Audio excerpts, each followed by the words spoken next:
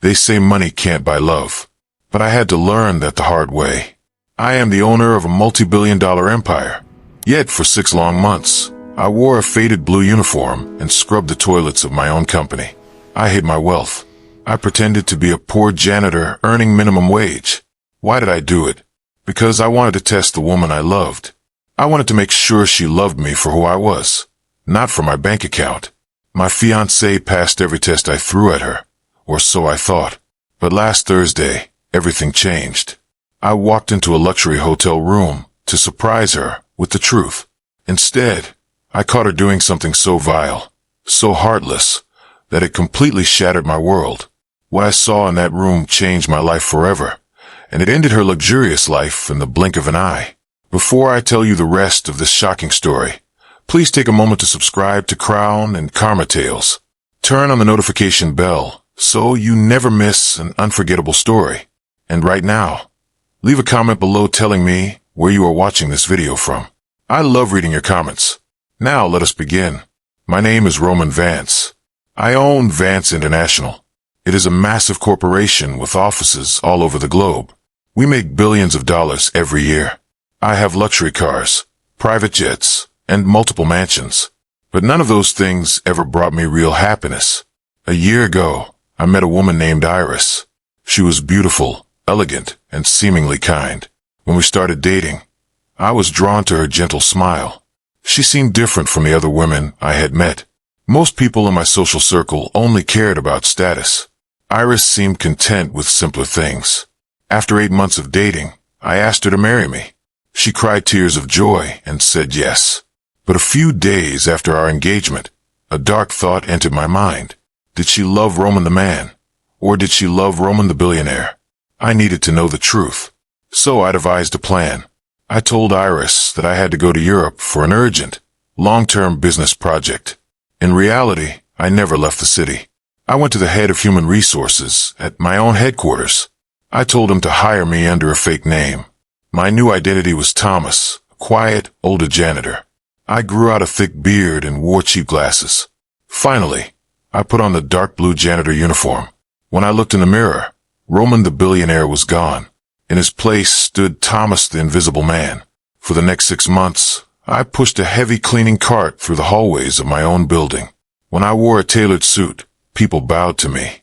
But when I wore the janitor uniform, I became a ghost. People walked right past me. They looked through me. My real focus was Iris. I had rented a tiny, run-down apartment in a poor neighborhood. Every weekend, I would invite Iris to visit me there. I told her I was struggling financially due to a bad investment. To my absolute joy, Iris was amazing. She came to the small apartment. She didn't complain about the peeling wallpaper. She even brought groceries and cooked simple meals for me. "Roman," she would say, holding my rough hands, "I don't care about the money. I love you." Hearing those words made my heart melt. My test was working, and she was passing with flying colors. I began planning the ultimate surprise. I was going to reveal my true identity and give her a massive diamond ring. But I decided to do one final check. One Friday afternoon, I called Iris from a payphone near the office. I changed my voice slightly and pretended to be a coworker named Thomas. "Hello, is this Iris?" I asked. "Yes, who is this?" she replied. Her voice sounded sharp, completely different from the sweet tone she used with me. "My name is Thomas. I work with Roman. He is in trouble, Iris. He lost all his money. He is completely broke. He is actually working as a janitor with me right now just to pay off his debts." Instead of asking if Roman was okay, her voice turned cold as ice. "A janitor? Roman is working as a janitor." "Yes," I said. "He needs your support." Iris scoffed. It was a cruel, mocking sound. "Tell him I am busy. I can't talk right now." She slammed the phone down. The next day was Saturday. Iris was supposed to visit me at my small apartment. I waited for hours, but she never showed up. She didn't call or text back. By Monday morning, I was deeply worried. I arrived at the Vance International building early, put on my janitor uniform, and grabbed my mop. I decided to clean the executive floor. Around 11 o'clock, the elevator door slid open. A woman stepped out wearing a stunning red dress and expensive high heels. It was Iris. My heart jumped into my throat. What was she doing here? She didn't know I owned this building. I quickly pulled my baseball cap down over my eyes and watched her. She walked straight toward the office of the vice president, a man named Felix. Felix was young, arrogant, and ruthless. Iris didn't knock. She opened Felix's door and walked right in. I slowly pushed my cleaning cart closer. The door was cracked open just an inch. I stood outside, pretending to sweep, and pressed my ear closer to the gap. Inside the office, I heard Felix laughing. Well, look who it is. The future billionaire's wife.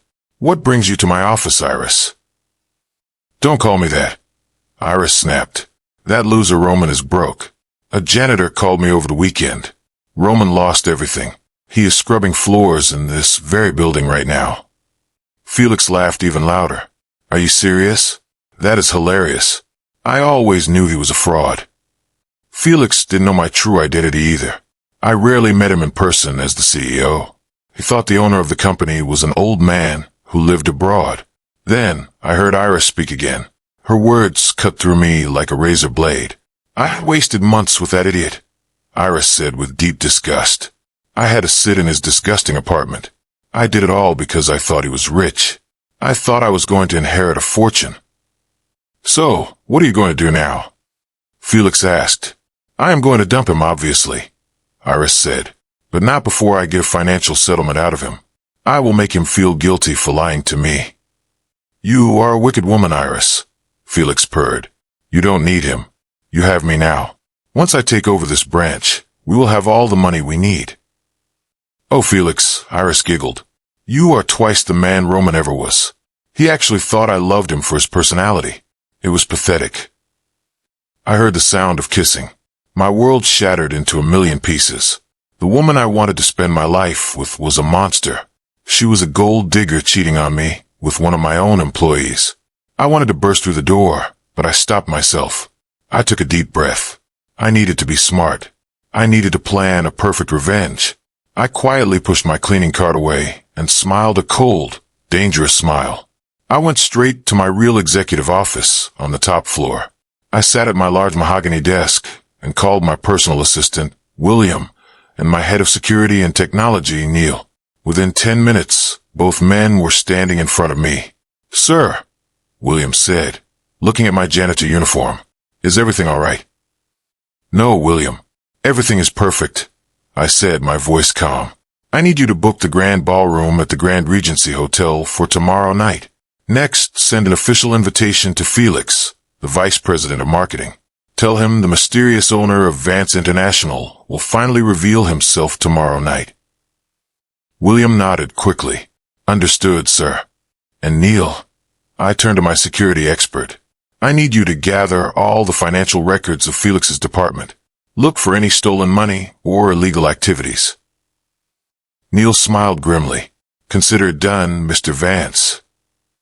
After they left, I changed back into my expensive designer suit. I drove to a high-end jewelry store and bought a massive 10-carat diamond ring. It wasn't a gift of love. It was a prop for the final act of my play. That evening, I went back to my small apartment in my cheap clothes. Around 8 o'clock, Iris arrived. She walked in without smiling and crossed her arms. Roman, she said sharply, we need to talk. You are a janitor now, right? You sweep floors for a living. I played along, looking up with sad eyes. Yes, but it is just temporary, Iris. We can get through this together. Iris let out a harsh laugh. Are you stupid, Roman? Do you really think a woman like me belongs in a place like this? I am leaving you. Our engagement is over. She threw the cheap engagement ring at my feet. Wait, Iris, I said, standing up. Please, give me one more chance. I am going to an exclusive gala tomorrow night at the Grand Regency Hotel. The owner of Vance International is hosting it. Come with me. If you still want to leave me after tomorrow night, I will let you go, and I will give you $50,000. The mention of money made her eyes light up. Fine, Iris said, turning on her heel. I will go, but you better have that money ready on Wednesday. The next evening, the Grand Regency Hotel was glowing with lights. Felix arrived in a rented limousine with Iris by his side. She looked proud, holding Felix's arm tightly. They walked into the grand ballroom, greeting other executives. Felix was bragging loudly. The owner is finally showing up tonight. I am sure he is going to promote me. Suddenly, the lights dimmed. A spotlight hit the main stage. William, my personal assistant, stepped up to the podium. "Good evening, ladies and gentlemen," William said into the microphone. "Tonight is a very special night. The true owner and founder of this company has remained in the shadows for years, but tonight he is here. Please welcome the chairman, owner, and CEO of Vance International, Mr. Roman Vance." The crowd erupted into loud applause. From behind the velvet curtains, I stepped onto the stage, wearing a bespoke tuxedo. I carried myself with absolute authority. I looked directly into the crowd and found Felix and Iris standing near the front. Iris's face went completely pale. Her jaw dropped open in sheer terror. She looked at the giant screen behind me showing my face and name. "Roman," she whispered, her voice trembling. Felix was equally shocked. His face turned green. "Roman? That is the janitor? No, that is impossible."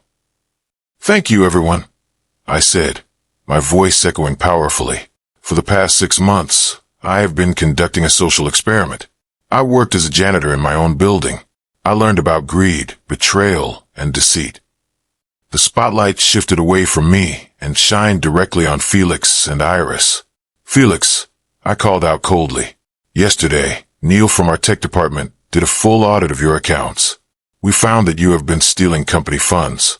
You channeled over $500,000 into an offshore account." Neil stood near the edge of the stage, holding up his tablet to flash the digital evidence. Felix's knees buckled. "Sir, please. I can explain." "Save it for the police," I said. 2 large security guards stepped out of the shadows, grabbed Felix, and put handcuffs on him in front of everyone. As he was dragged away, Iris stood frozen, her eyes filled with desperation. I walked down the steps of the stage until I was standing right in front of her. She tried to put on her sweet, gentle smile and reached out to touch my arm. "Roman, honey," she whispered. "Oh my God, it was you all along. I was just acting yesterday, Roman. I knew it was you. I love you." "Don't touch me, Iris," I said, my voice as sharp as a sword. I pulled out the velvet box and opened it, revealing the massive diamond ring. This ring cost $500,000. I bought it for the woman who told me she would live in a shack with me. "Roman, I am that woman," she cried, tears streaming down her face. "No, you aren't," I said. "You are the woman who told Felix that I was a loser. You wanted a billionaire, Iris, but you dumped a janitor. It's a shame, because they were the exact same person." I closed the box with a loud snap and turned to William. "William, please have this woman removed from the premises immediately. She is trespassing." 2 security guards lifted Iris up by her arms. She kicked and screamed, her beautiful black gown getting messy. Everyone watched in silence as she was dragged out of the grand ballroom, completely humiliated. I raised my glass of champagne to the crowd, to honesty, loyalty, and true love. May we all find people who love us for who we are. The crowd cheered. I had lost the woman I thought I loved, but I had saved myself from a lifetime of deception. The next morning, I put on my old blue janitor uniform and went down to the 3rd floor. I grabbed my mop and bucket. An older lady named Martha, a real janitor who had always been kind to me, was cleaning nearby. "Morning, Thomas," Martha said with a warm smile. "You look tired today. Are you doing all right?"